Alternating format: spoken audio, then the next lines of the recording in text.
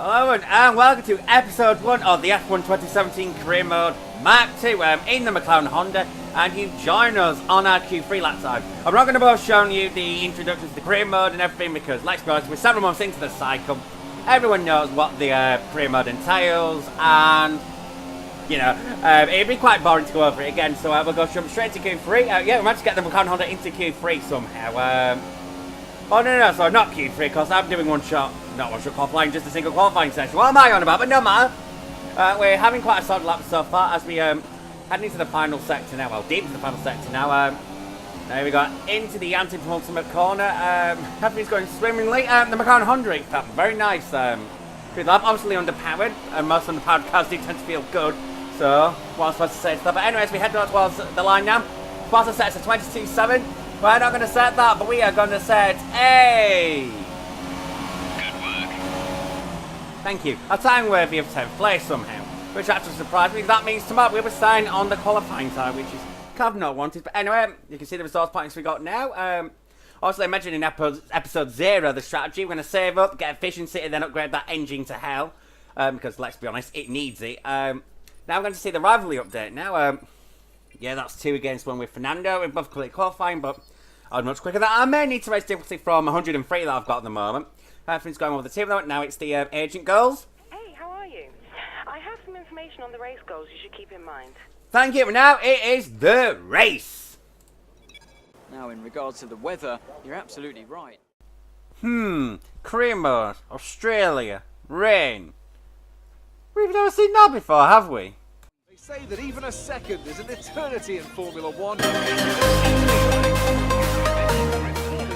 Let's remind ourselves of yesterday's qualifying session with a look at the starting grid. Good job yesterday from Valtteri Bottas. The Finn starts from pole position, and starting alongside in P2 is Sebastian Vettel. Looking down the rest of the grid, we have Hamilton, Raikkonen, Daniel Ricciardo, and Verstappen, Ocon, Hülkenberg, Sainz, and Sergio Perez, Grosjean, Kvyat, Fernando Alonso, and Magnussen, Stroll, Palmer, Felipe Massa, and Marcus Ericsson, Wehrlein, and a McLaren rounds off the grid. And with preparations almost complete, let's head down to the track. Back row of the grid. Not a great start to the season, so let's try and improve our position over the course of the race. So, we're starting at the back because I've got another bit of the strategy to the engines. That is, while the car's not great and slow in a straight line, take many penalties with the power units, so I've got a big stock for later, because knowing the McLaren's reliability, we're going to need many power units for the year. Anyway, on the formation lap, we managed to tag Wehrlein, unfortunately, which was led to a bit of an inconvenience, so we got disqualified, in inverted commas, from the formation lap, which was charming, to say the least. So, that's just the way it was. It's like, oh... Going to say the first race of the new career mode, and already it's going slightly on for the start. Trying to copy McLaren's real life debacles, yeah, that's a good way to do it. Anyway, 2 lights, 3 lights, 4 lights, and 5. And we are going in Australia, and we're making an okay start relative to the field. Trying to explain the strategy, by the way, it's just going to be inters all the way. We're going to be doing a 1-stop. So it's going to be nice and simple as we head through turn 1 now. Already up into P16 from P last, so that's okay. We're in a good position. Yes, we are in a good position, Jeff, I'd like to think, as we head down towards turn 3, trying to avoid the slipstream and the spray and do the AI dive bomb. Not quite as effective as it is on Games Live on 2015, as you'll have seen on the Back to 5 lap challenge, as the other series on the channel right now. But anyway, through turn 4 up to P13, 7 places already. That's pretty good going. Going around the outside of garage on through turn, whatever it is, didn't go well, and it's let Magnussen back through. But we're not going to mess no rolls. We're going to try and take Magnussen straight back into the second sector, and what I mean, that is P13 once more. Anyway, we are now past Roman Grosjean in P12 as we now head down towards the fast left-right sweepers. Our target next is Daniil Kvyat. We're already inside the team target goal of P14, so it's just about pushing on, seeing what we can achieve. It is the first race in the McLaren-Honda, so we're not expecting too much, but if we can qualify in P10, then who knows what we can manage in a race, because I'm not the greatest qualifier in the world. I've always been a better race in the qualifier, I would like to think. Haven't really shown it off camera on camera, should I say, just because of the way my career modes and series have folded out, but that's just the way it is. Anyway, through the second to last corner, and now coming into the last corner, that's going to be 8 places on the opening lap, which is pretty good going. Vettel is currently in the lead of the Australian Grand Prix as it stands right now. Everything's going well for us. There isn't really a lot to say about it. Everything's going nice and swimmly. But anyway, going to the middle of lap 2 after the first sector, and we've already got our attack lined up on Kvyat. Going to try and overtake him into, I believe it's turn 9. Yes, there we are. Bagding like a MotoGP bike, just for extra effect, and yes, that is P11. But the deal was not done as Kvyat came straight back at us in sector 3, and well, he said he wants to make it hard for us in the 4th to last corner, and now we head for the anti-ultimate corner. We're going to go side by side with him, unbelievably. Wow. But now, anyway, into the penultimate corner, and we're going to stick with him. He gives us room. Clearly, we're sticking our nose in just enough, and we're going to go through the final corner now. Around the outside, final corner of Australia. That's quite brave. We get pushed aside, but now we're going to go into the slipstream of Daniil Kvyat. As we go across the line right now, will we be able to overtake him into turn 1, or will we have to settle for 12 for now? We'll have to settle for 12 for now. Part of the garage run, as you can see by the pursuit marker, he's starting to catch us a little bit, so we do need to get a movement on Kvyat before the Ferrari-powered house makes its way through us. Let's head down towards turn 3 now. We revised some of the magic of David Coulthard there from 2001, and there we go, that is P11 for us. Lovely jubbly so far. Light rain will stay with us for at least 20 minutes, maybe more. Light rain is here to stay. Light rain here to stay. Anyway, we skipped 5 laps because literally, it was just literally me just catching signs, but not really catching him, just inching forward swimmer, so nothing's really going on so far. We've got a nice and healthy P8 at the moment, which we can't P8, no, P11. I'm looking at the wrong counter, that's the lap counter. What am I, an idiot? Anyway, we're setting greens in sector 1, so that's optimistic for the race. We're now trying to catch Sainz. Will he put much as a fight as the torpedo, or will the son of the double world dwelling champion give way to us? He seems to give way to us, and that is P10. That's points paying position for us now at last. There's much less freefall than the Force India was in the old career mode, but that's just the way it is. Anyway, back to run forward, we've got Hulkenberg in the pits, we've got Hamilton in the pits, so now we're in PA. So yeah, those guys there on 2 stops that I can reveal to you right now. And yes, there isn't really much going on the track, so we're going to skip to the end of the lap where more of the 2-stop strategies are unfolding. Where we've got people like Bottas pitted in, just Bottas it seems on that lap, certainly from what we could see. Now we come over and try and get some coolant onto our tyres. Cooler. In around 2 laps, and we'll be putting you on the intermediate tyres. So let me have a word in edgeways! Please, Jeff, please. Yeah, but anyway, at this point I was trying to cool the tyres down a bit because we are getting thin on the rubber right now. And we now head to lap 14 where we will be making our first pit stop in this career mode. Trying to split the strategy in half, try and give less time on heavy fuel and slightly more time on light fuel. Anyway, we managed to hit the speed limiter slightly conservatively because we're in the fight, but we're not really desperately with anyone. Not anyone on the same strategy anyway. So then we go inter to inter. Here we go, and out we go now. Very undramatic, really. There wasn't really a lot to say about that. So, yeah. So, will we come on track right now? Where will we come out on track? We release Liberty now with Jeff talking over us. Wow. We're going to end up in P11, it seems like, behind Hulkenberg, who is one of the 2 stoppers, I do believe. But we've managed to stay ahead of Sainz, so that is a very good sign for us for the race later on. That we seem to be in a good position where we could be 5 points later on if things go our way. we'll be seeing at least 20 minutes of light rain. That's more information on the weather. Being consistent with what we had known. So yeah, trying to keep the tyres cool. We're now on lap 19 because not a lot happened. Seriously, I was just driving round and round and round and round. So the 2 stops are unfolding once more. So they'll be making their second stops, and we'll be staying out and leapfrogging some of them because we're only doing a 1 stop, of course. Yeah, we're in the top 10. That is smashing, Jeff. That's absolutely smashing. Lewis has the fastest lap of the race. He's one of the 2 stoppers behind us. We've got Verline to lap, so this could be a bit interesting. With Hamilton chasing us about 2 to 3 seconds a lap, that's Mercedes' advantage and fresher tyres. And let's be honest, Lewis Hamilton is one of the best in the world. Might as well lap ourselves against Wehrlein pretty easily, so that's pretty good for us. Here we are on lap 23 now, and... The safety car is out. We need to form up at a reduced pace. Keep a close eye on that delta time.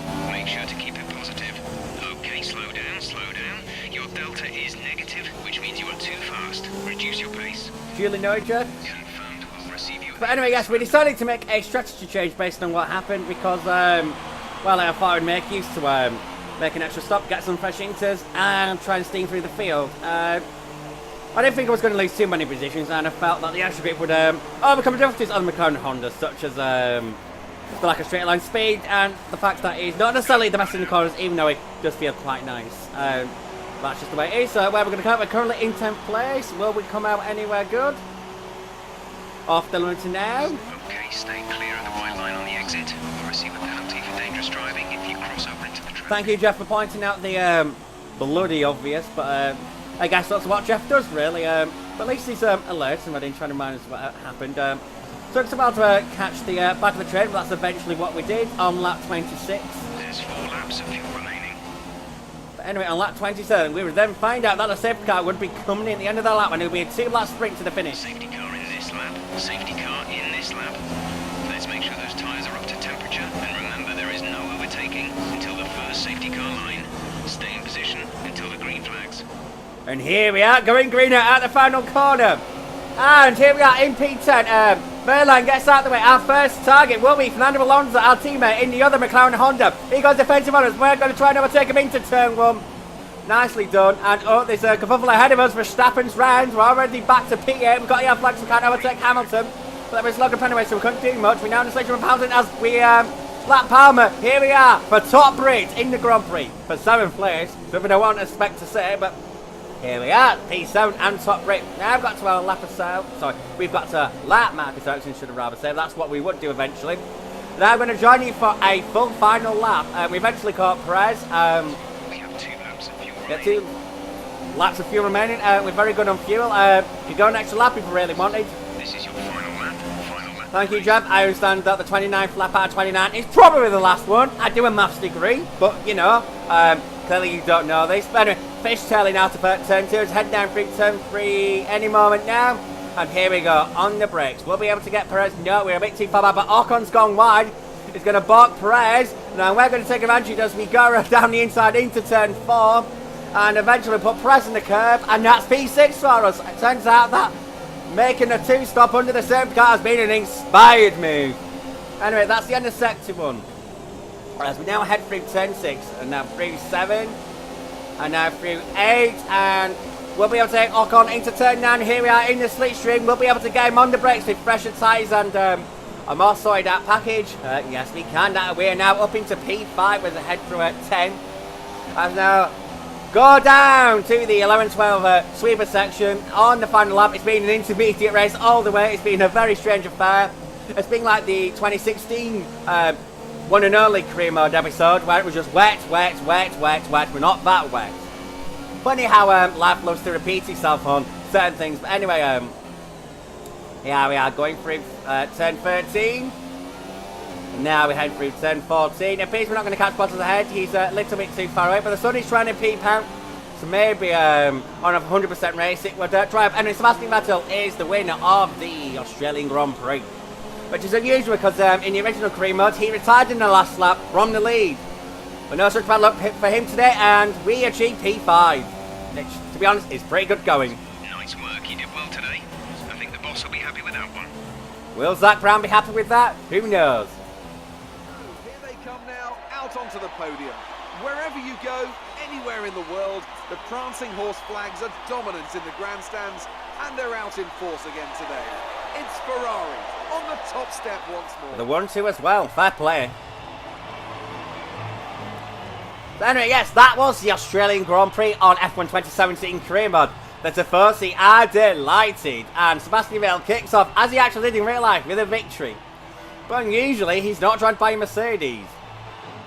And after this round of the World Championship, Here's how things look in the drivers' table. Sebastian Vettel takes over the lead of the Drivers' Championship after that excellent result. Duh. Moving on to the driver of the day then. Anthony Davidson, who would you go for? Today, I'm going to give it to the McLaren driver. Look Thank at you. where they finished compared to where they started. It's not easy to cut through the field like that in Formula 1, so it was a great effort. On to the constructors then. Ferrari moved to the top of the table. After all this drama, you'd be mad not to join us for the next race. We hope to see you then. Take care. Don't you worry, dude. We will be back at some point. Don't you worry about that. We'll actually get to an episode 2 and maybe an episode 3. Feeling dizzy. Ooh. But yes, strangely enough, P5, I think that's got to be the best we could have gotten out of that race. That was quite surprising, it has to be said.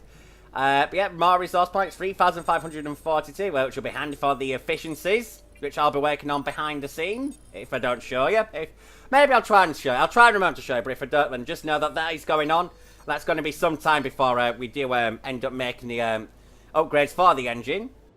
But anyway, we're doing well with the team now, and now it's time to get to the classic cars, which obviously you get to on the first race. We all know how it goes, so I'll spare the details. And once again, we're going to do the short race at Japan like I did on the initial career mode. And as I did back then, I'll be leaving you with that race itself. So I hope you've enjoyed this episode 1 of F1 2017 career mode.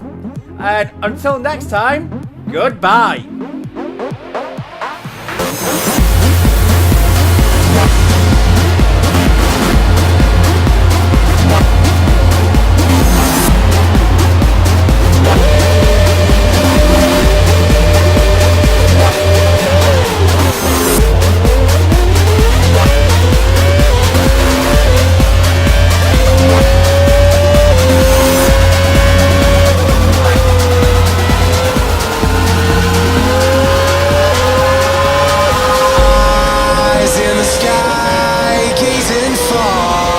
Into the night, I raise my hand to the fire, but